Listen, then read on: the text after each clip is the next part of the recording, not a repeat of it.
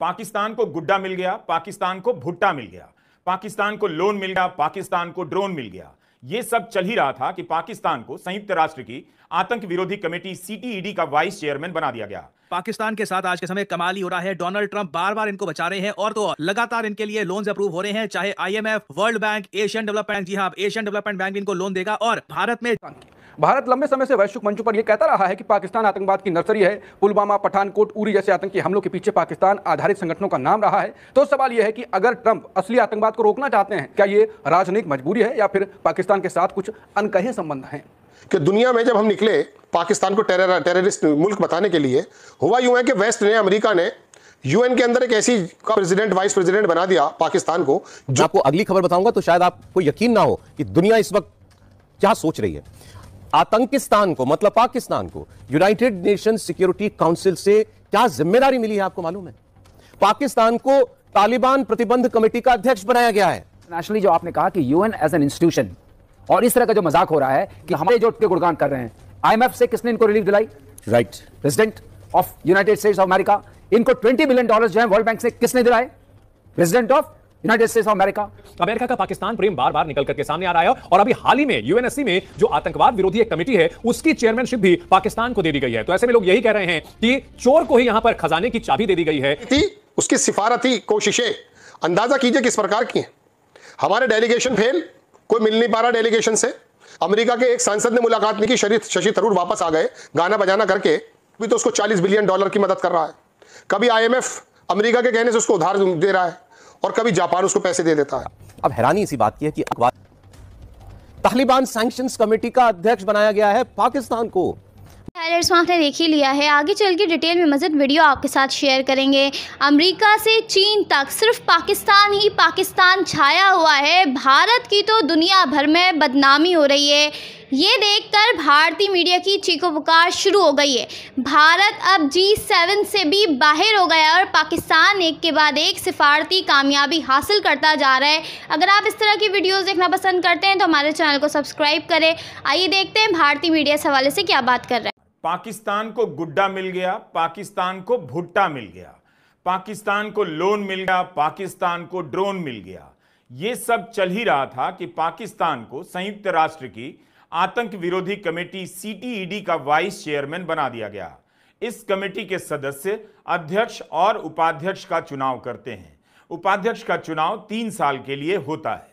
Trump ने 12 देशों पर प्रतिबंध लगाया है कि उनके नागरिक अमेरिका ही आ सकेंगे, लेकिन उनमें पाकिस्तान नहीं है। जबकि इन देशों पर प्रतिबंध लगाने के कारणों में आतंकवाद भी है। व्हाइट हाउस की वेबसाइट पर नुकसान हो गया। दुनिया भर के विदेश मंत्री रोज बोलते हैं, लगातार इंटरव्यू देते हैं। पाकिस्तान को लेकर इतने सवाल उठ रहे हैं, संयुक्त राष्ट्र को लेकर सवाल है। मजाक बना दिया है पाकिस्तान को उपाध्यक्ष बनाकर आतंक विरोधी कमेटी का। सांसदों के विदेश दौरे को लेकर सवाल हो रहे हैं। हार्वर्ड में पढ़ने की बात सुनने लगी है। इस तरह के बयान प्रधानमंत्री मोदी भी दे चुके हैं, तो अब उनकी बात क्यों नहीं सुन रही? 6 साल में पहली बार G7 के लिए कनाडा ने उन्हें नहीं बुलाया और भारत की आधिकारिक प्रतिक्रिया क्यों नहीं आई? बताइए कि पाकिस्तान को लोन देने से पहले, संयुक्त राष्ट्र में आतंक विरोधी कमेटी का बनाने से पहले आपसे यानी भारत से कोई राय ली गई? बाद में भारत सरकार ने कोई प्रतिक्रिया दी है दुनिया को? भारत की दुनिया को कि पाकिस्तान किस तरह से टेरर को सपोर्ट करता है। कूटनीति के एतबार से जो भारत की पोजीशन हुआ करती थी और दुनिया जो इज्जत करती थी, उसके बारे में थोड़ा सा इस बात को सोचिए कि दुनिया में जब हम निकले पाकिस्तान को टेररिस्ट मुल्क बताने के लिए, हुआ यूं है कि वेस्ट ने, अमेरिका ने यूएन के अंदर एक ऐसी प्रेसिडेंट, वाइस प्रेसिडेंट बना दिया पाकिस्तान को, जो ये तय करेगा कि कौन सा देश आतंकवादी गतिविधियों में संलिप्त है। मतलब कोई दारोगा बना दिया है। उसकी कूटनीति, उसकी सिफारती कोशिशें अंदाजा कीजिए किस प्रकार की हैं। हमारे डेलीगेशन फेल, कोई मिल नहीं पा रहा डेलीगेशन से। अमेरिका के एक सांसद ने मुलाकात नहीं की, शशि थरूर वापस आ गए गाना बजाना करके, कंधे थपथपा रहे हैं और पता यह चल रहा है कि यूएनओ कभी तो उसको $40 बिलियन की मदद कर रहा है, कभी आईएमएफ अमेरिका के कहने से उसको उधार दे रहा है, और कभी जापान उसको पैसे दे देता है। और हमारे यहाँ क्या है, हमारे यहाँ ये चल रहा है दोस्तों, अगर मैं खबर बताऊं आपको कि दुनिया में किस प्रकार से अलग थलग होने की कोशिशें हमारे लिए हो गई हैं। वेस्ट का जो रूप है, आप इन बातों को बड़ा ध्यान से देखिए। बड़े बड़े अखबार छाप रहे हैं, लेकिन ये जो गोदी मीडिया है ये आपको कुछ और ही दिखाएगा।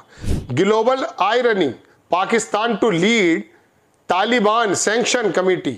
तालिबान की जो उसके ऊपर ये तय करेगा पाकिस्तान कि वो ठीक वाइस चेयर यूएन काउंटर।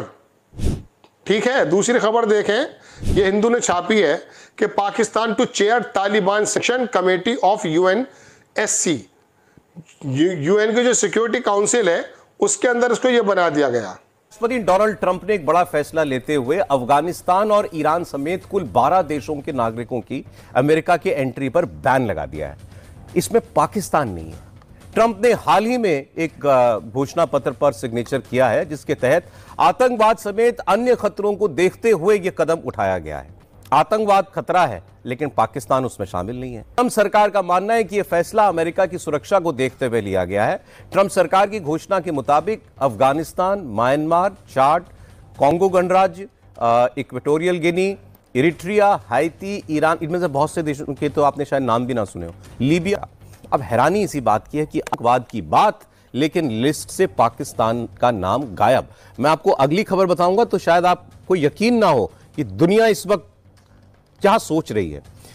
आतंकिस्तान को मतलब पाकिस्तान को यूनाइटेड नेशन सिक्योरिटी काउंसिल से क्या जिम्मेदारी मिली है आपको मालूम है? पाकिस्तान को तालिबान प्रतिबंध कमेटी का अध्यक्ष बनाया गया है।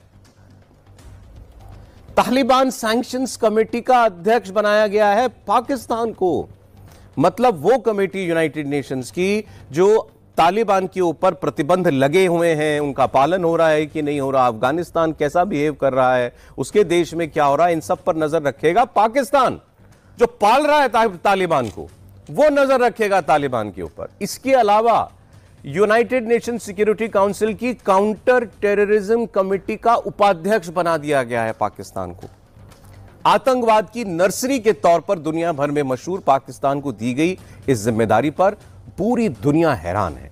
आम लोगों से लेकर पॉलिटिशियन सब ये सवाल उठा रहे हैं कि जो नेशनली जो आपने कहा कि यूएन एज एन इंस्टीट्यूशन, और इस तरह का जो मजाक हो रहा है कि जहां खुद उनके जो डिफेंस मिनिस्टर थे उन्होंने एक्सेप्ट किया कि 30 इयर्स तक हमने डर्टी वर्क किया है।